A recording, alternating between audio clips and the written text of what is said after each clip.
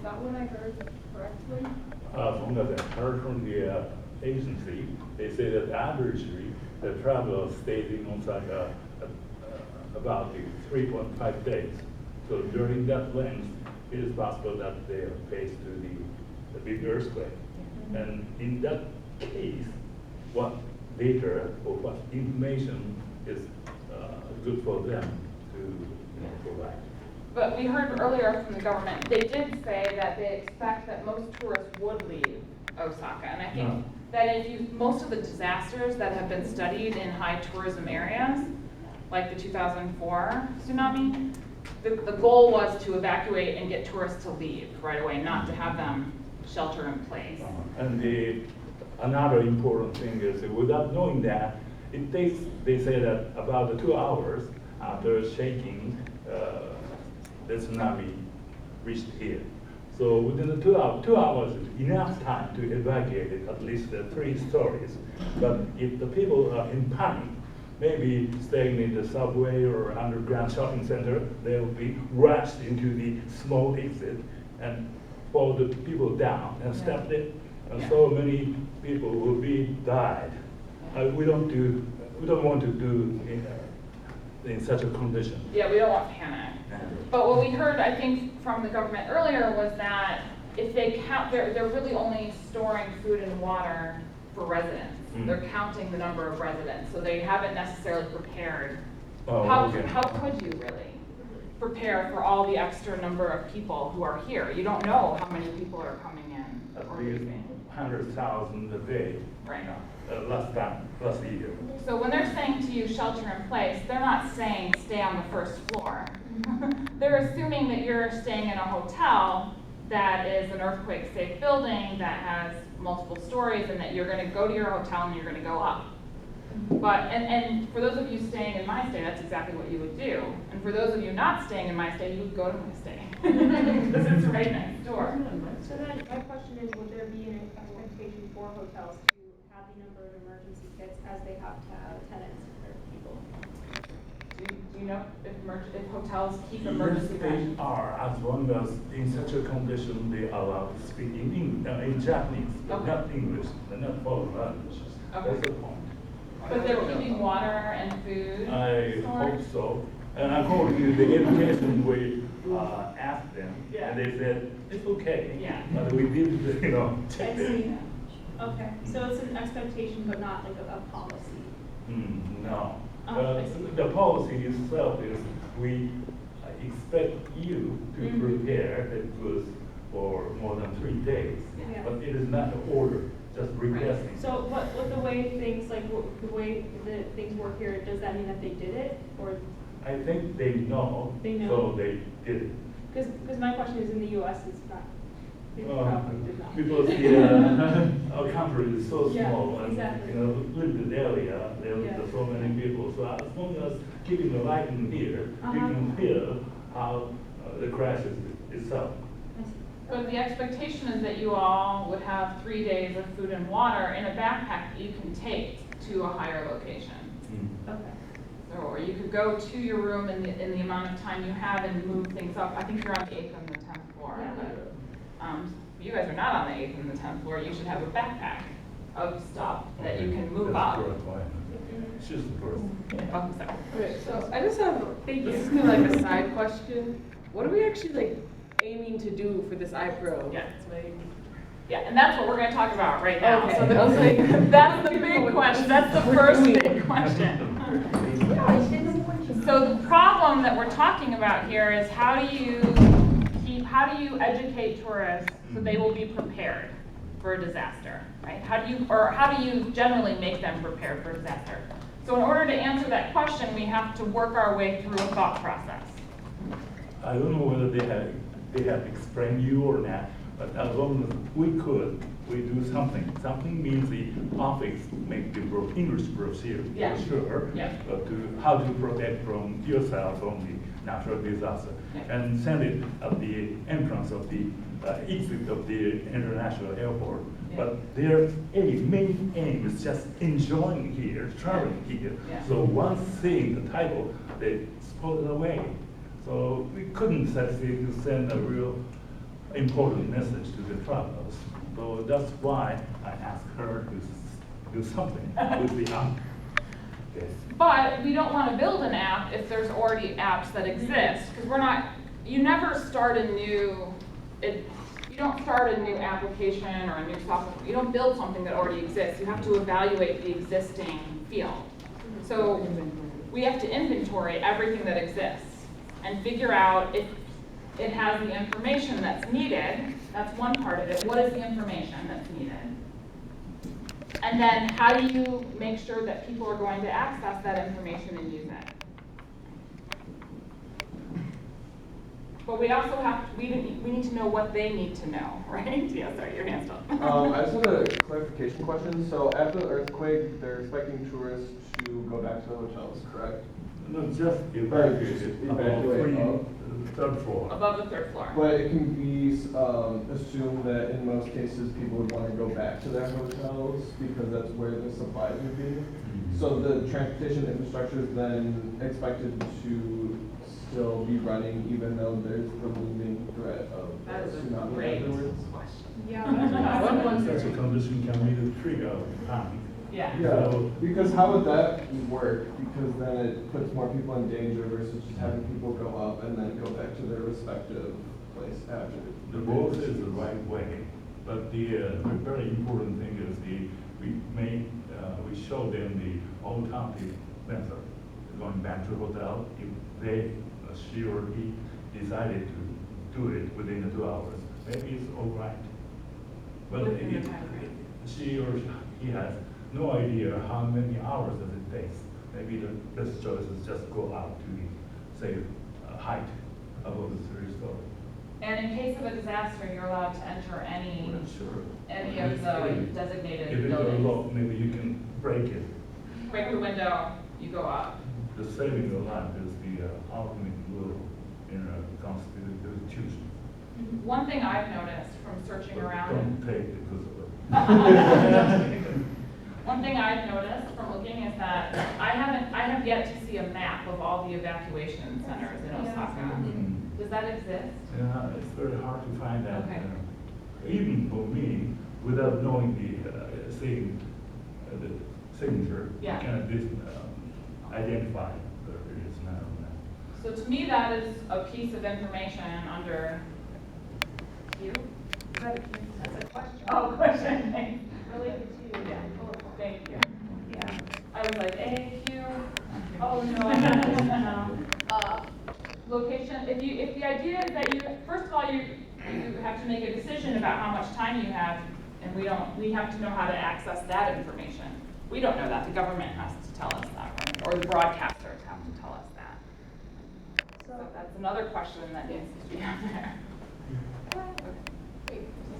One question I had, I think this might be silly on my part, but I did not know what the green circle thing meant. Because, again, I'm just going to keep talking about tornadoes. Because in our shelters, there's a picture of a little tornado and a little guy. Yeah. And it's very clear, like, oh, Mhm. you know. But I didn't know what the circle, the green and the circle meant. So. Do you have the image that you can show everybody? Of what? What green circle? Oh, you mean the tsunami The symbol? little dude who's like, Wave. who's like, yeah.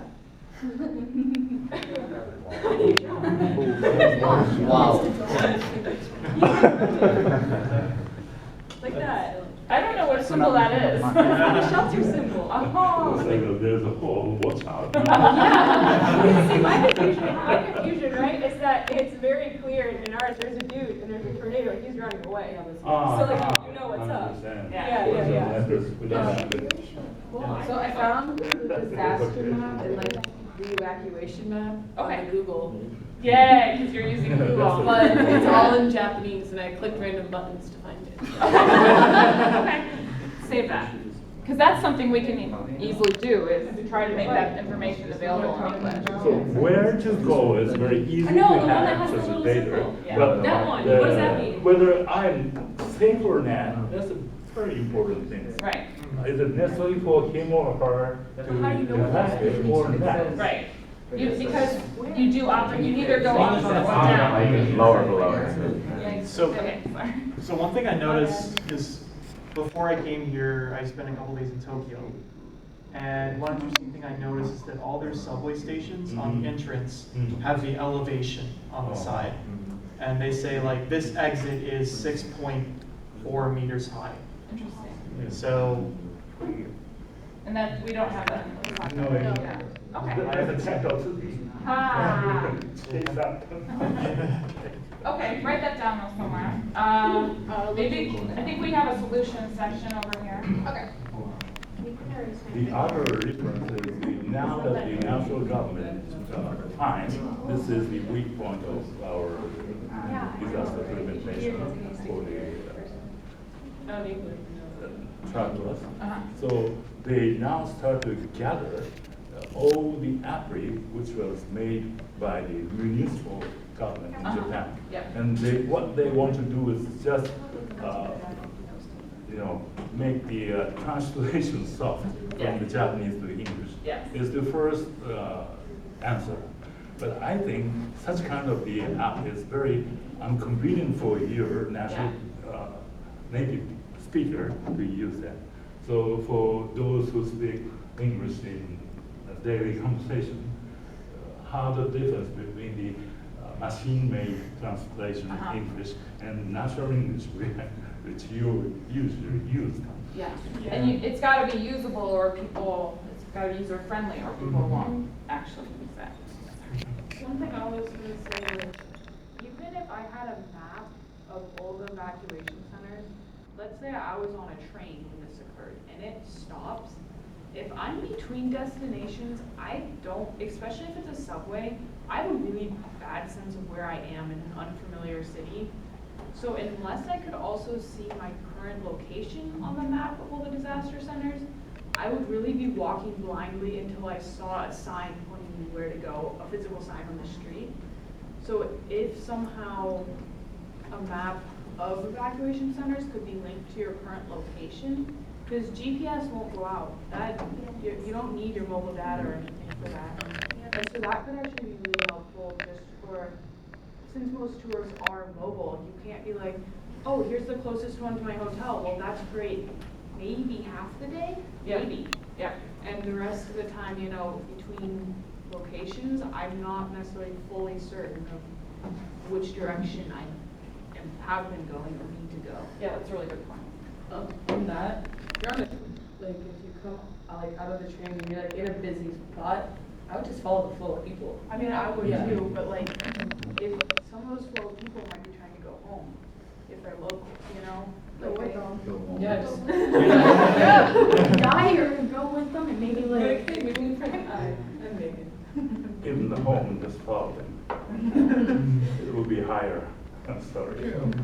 If there isn't a disaster or something, wouldn't the police be dispatched to the areas to point you in the right direction, or as chaperones or something like that? After the tsunami, yes, they are. Yeah. But in the case of the tsunami, once the public issued the tsunami alert, just after release the alert itself, they will be dispatched.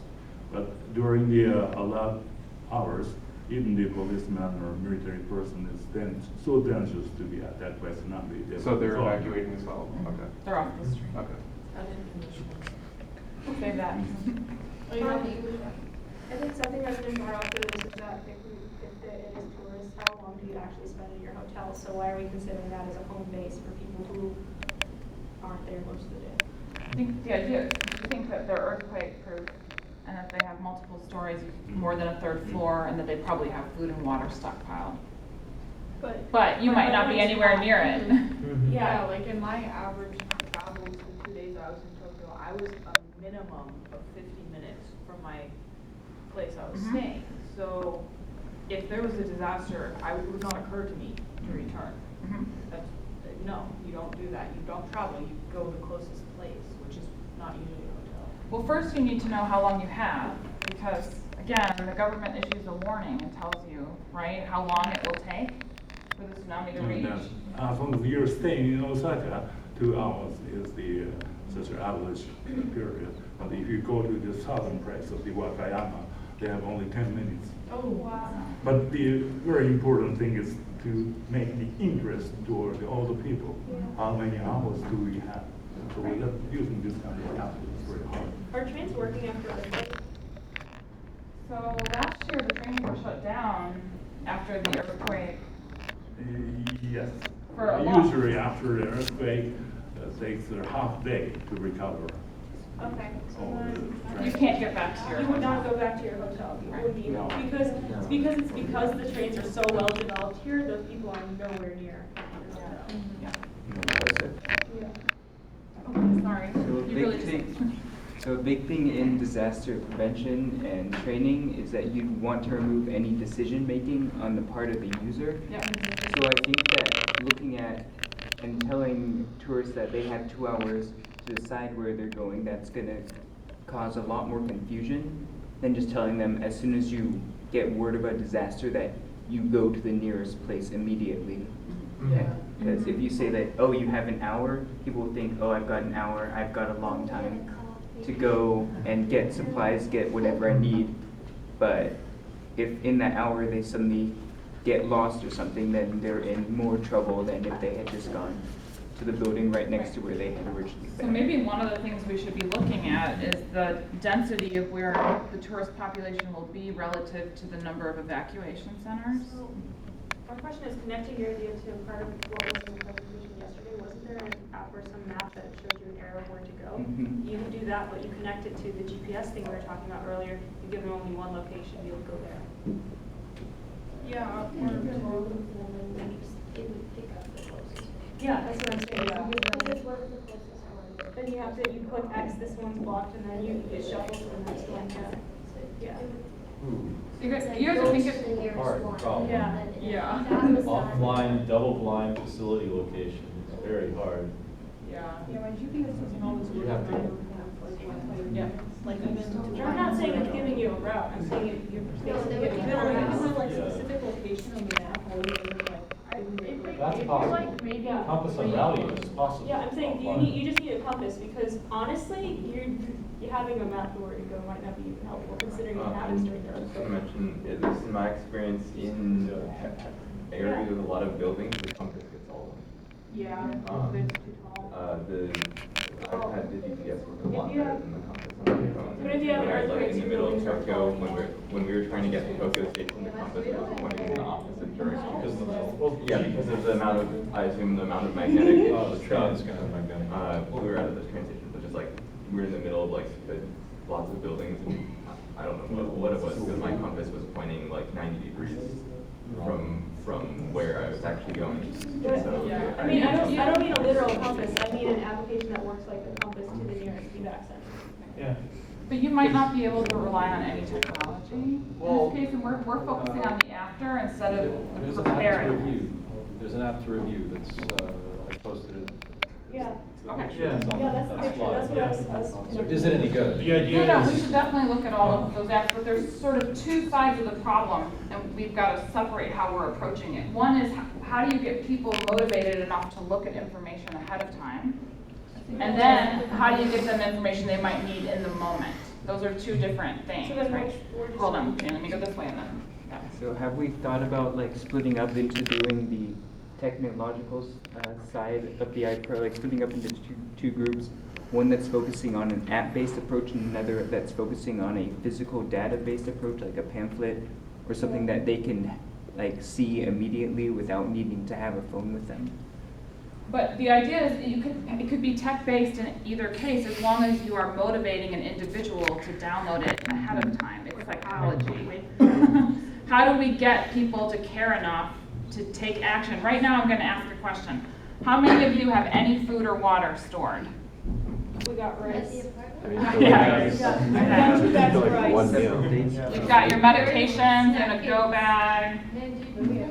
I saw a squirrel in the alley. Yeah, the water is the most important thing. You need a lot of water. That's I got that. I think we're looking very into this problem. We don't really have a month to like do this. Yeah. And you guys are talking about developing an app. No, I don't think we Well, should. no, that's what they're talking about doing, like the compass thing. But I'm just saying, it's like, we need to like take a route where we can actually like give them a product or give them our solution to the issue we decide on doing.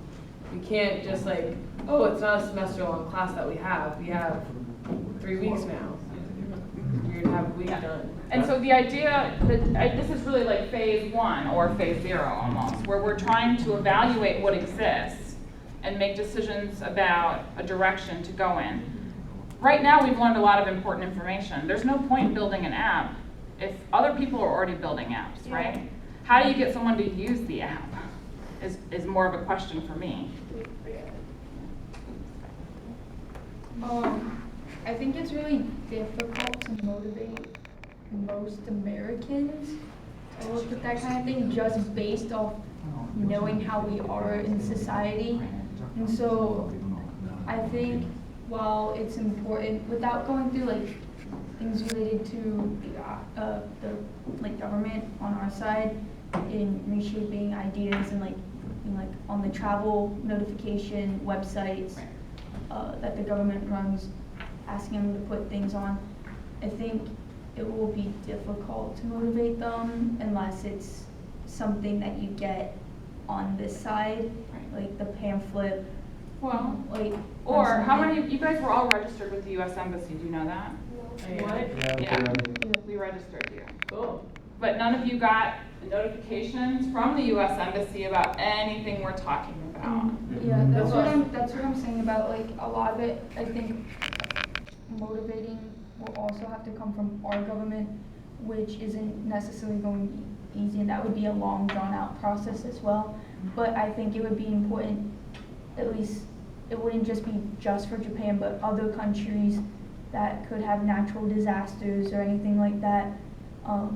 And having, I know I had to do a safety briefing, but that's just because of my special situation versus I bet most people didn't have to do anything related to that. So I just think it would be putting more effort into what to do right away with some of the other stuff that we got in case it happened is more applicable than some of the motivating. While I think there is a good focus to talk about that and try to do stuff for it, I think that will be more difficult to do.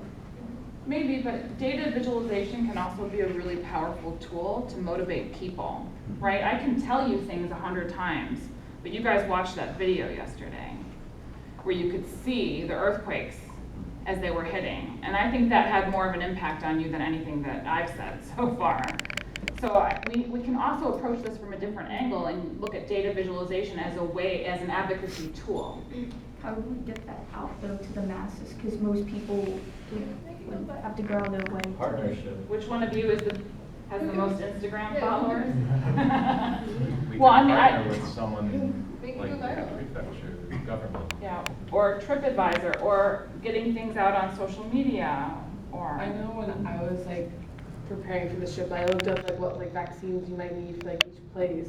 But like every time I searched for anything like related to like Japan or Osaka specifically, I didn't see anything about like tsunami, natural disasters. Every time I like searched like, what do I need for Osaka? Like, Yeah, they're not. yeah, they're not like, it's not out there to be prepared to do that in general. That's what I've come on Google. Yeah, or if it is, it's not popping up first, like you're saying. Yeah, and that's something I was just thinking about. Travel vaccines was a no-brainer in a sense based on the countries that I previously visited, whereas disaster preparedness has not been for any of my travels. So I don't have an answer to the question, but I don't know how the vaccine thing pops up in most people's heads.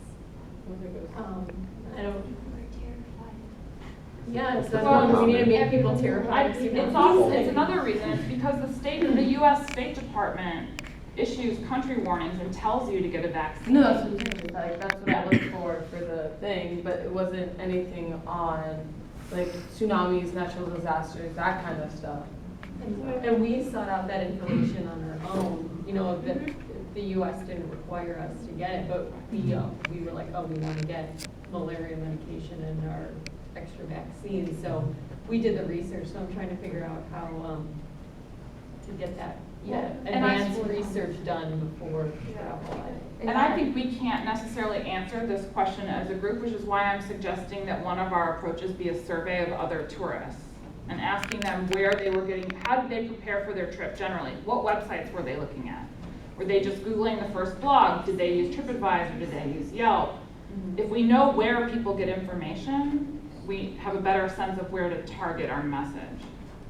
I think like the most important, since the proposal was, I think the most important thing for us to try to tackle, like Janie said, we only have less than 3 weeks for this project with this whole team, is that we try to do the survey and get as much data as possible before we come back and start to separate, and then we can analyze the data from there. But the important thing is getting out there, doing the field work, and getting all the data that's necessary for this first step. Because if we don't have the data, then we can't possibly do anything that you guys all have great ideas. So just building an app, connecting this, having a compass that will direct you to a specific route. That's all great. But you just have to get the data first.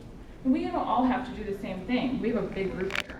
We can split up and do different things, but we do have to sort of narrow and target. Sorry, Grant's hand was up first, because he's sitting to my. So have we really looked at the difference between our active versus passive emergency response knowledge? So a lot of this that we're talking about is the active side of people needing to go and look something up in order to be prepared, whereas the passive side, just telling somebody that tsunamis are a thing and that you need to be looking out for something, that raises their awareness many times, and they're much more likely to respond in a more appropriate manner just by having heard it once. Like for example, if you're on the plane, the stewardess said, in the case of a tsunami, you need to look for these signs. Even if the person completely ignores it at the time, when the time comes, they will remember somewhat. They'll be like, oh, I need to be looking out for something in the case of a tsunami. Yeah, I mean, I agree with you completely. That's part, I think Gerard looked at that a little bit in his proposal. Okay, wait, I think we're going this way, and then so let's just go to circle. Sorry, now you're I raised my hand. So, oh, you did. Okay, that makes me feel better. Are we gonna start doing the surveys next week? Then we should probably